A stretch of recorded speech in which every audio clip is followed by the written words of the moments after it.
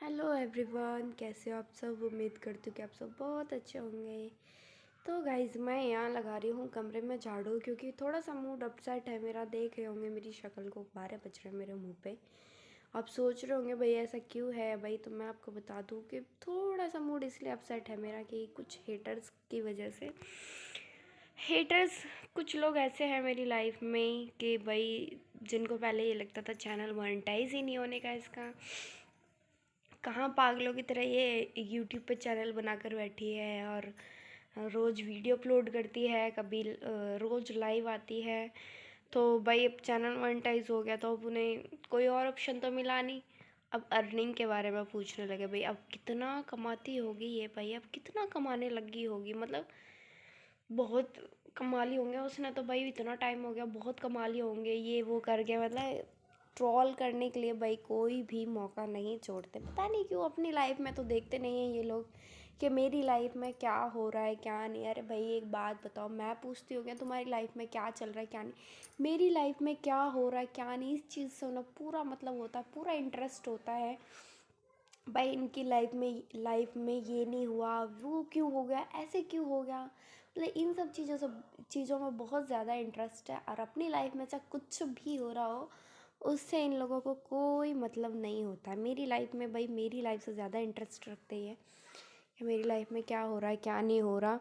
अरे भाई एक बात बताओ, मेरी अगर सैलरी थोड़ी हुई तो उसमें अपनी सैलरी ऐड करोगे क्या, बताओ। मैं पूछती हूँ क्या किसी के घर में जाके, भाई तुम कितना कमा रहे हो, है कितना कमा रहे हो, क्या खर्च करते हो क्या नहीं करते हो अपने घर में, मैं पूछती हूँ। बट नहीं, मुझे कोई इंटरेस्ट ही नहीं है। बट लोगों को मेरी लाइफ में पूरा इंटरेस्ट है, भाई इसकी लाइफ में क्या हो रहा है क्या नहीं हो रहा, क्यों हो रहा है कैसे हो रहा है, इस बात से पूरा वो होता है। तो इसी बात से मैं सोच सोच के बहुत ज़्यादा अपसेट हो रही हूँ भाई। पता नहीं लोग क्यों इतना वो करते हैं, अपनी लाइफ पे क्यों नहीं ध्यान देते, मेरी लाइफ पे ही क्यों ध्यान देते हैं। तो कभी कभी इतनी अपसेट हो जाती हूँ, इतनी परेशान हो जाती हूँ, कभी कभी ऐसा मन करता है भाई छोड़। पर नहीं भाई, करना है। जिसके पीछे मैंने इतनी मेहनत करी है भाई, मैं उस चैनल को छोड़ने वाली थोड़ी हूँ ना ऐसे लोगों की वजह से। कहने दो, जिसका जो काम है वो तो करेगा भाई। कुछ तो हैं जो लाइफ में अपनी ड्यूटी को सही से निभा रहे हैं। ये सोच के मैं फिर खुश हो जाती हूँ। करने दो भाई, जिसका जो काम है वो तो करेगा ही। इधर तनिक कुछ लाकर भाई मैंने सोचा भाई काम कर लूँ, अब वीडियो शूट भी कर लूँ थोड़ी सी क्योंकि वीडियो शूट तो मुझे करनी ही करनी थी। और भाई यूट्यूब पे वर्क करना इतना आसान नहीं होता बिल्कुल भी। जो यूट्यूबर है ना वो तो खुद अच्छे से समझ लेते होंगे, और जो भाई हेटर्स हैं जो मतलब खाली बैठकर बातें बनाते हैं भाई ये ऑफलाइन हेटर्स है, कोई ये मत समझना भाई ऑनलाइन हेटर्स कौन आ गया। ऑनलाइन हेटर सबको पता है, मेरा अभी तक कोई नहीं है, ठीक है।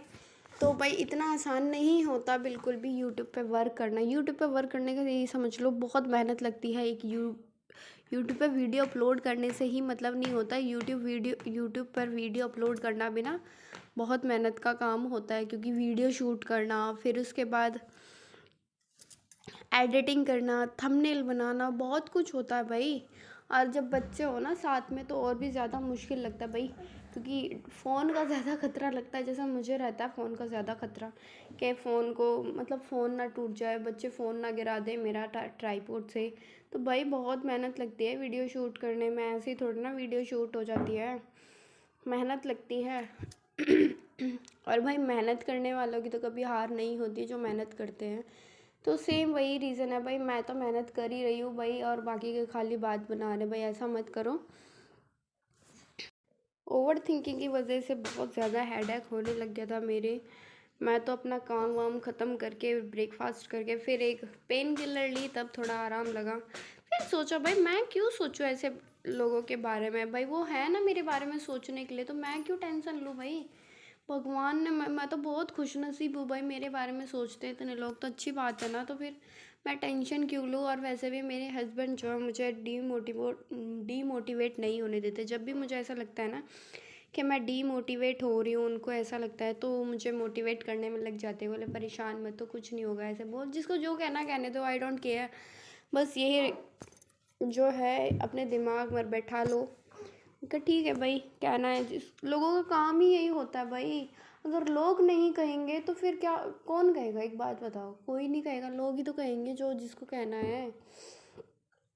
अगर लोग क्या कहेंगे क्या नहीं कहेंगे ये भी अगर हम सोचने लगे तो भाई हो गया काम। हम्म। जो जिसका काम है ना वो उसी को ही अच्छा लगता है। मगर सही बात है, जो जिसका काम है वो उसी को ही अच्छा लगता है। फालतू का तो अगर कोई करे ना तो डंका ही बाजता है। क्या हुआ?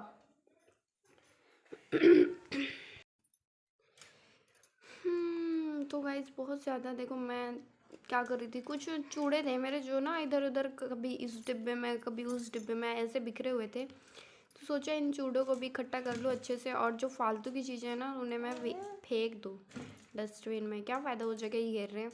तो मुझे फालतू में तो कुछ नहीं पाया। एक ये मेहंदी की कीप पाई थी और मुझे कुछ नहीं पाया। सोचा तनी कितने सो रहा है तो जल्दी जल्दी थोड़ा थोड़ा जो काम है मेरा जो बच रहा है अब वो कंप्लीट कर दूँ। तो वही कर रही थी। और पता है क्या, मेरे कैसे बिखरे होते बच्चे हैं ना, जब मैं कभी मेरा मन करता है चूड़ा पहनने का, हाँ बेटा, तो क्या करते हैं कि भाई एक वो ले लेता है, वंशु ले लेता है, एक छोटा वाला ले लेता है, ऐसे ही करके फिर मैं इनसे उठा के ले, मतलब जब ये खेल कर इनका मन भर जाता है ना तो फिर मैं इन्हें इनसे लेकर डब्बे में रख देती हूँ। तो ऐसे ही करके बहुत सारे निकल गए थे तो सोचा अब इन्हें रख दूँ ताकि फिर मुझे फेस्टिवल वाले दिन ढूंढने में परेशानी ना हो। तो सब निकाल दिए थे। और इतनी इरेज़र और शॉर्पनर और पेंसिल इतने ज़्यादा कलेक्ट कर रखे थे ना वंशु ने कि बस पूछो मत। देखो आप खुद, आपको ही दिखाऊंगी मैं कितने ज़्यादा हैं।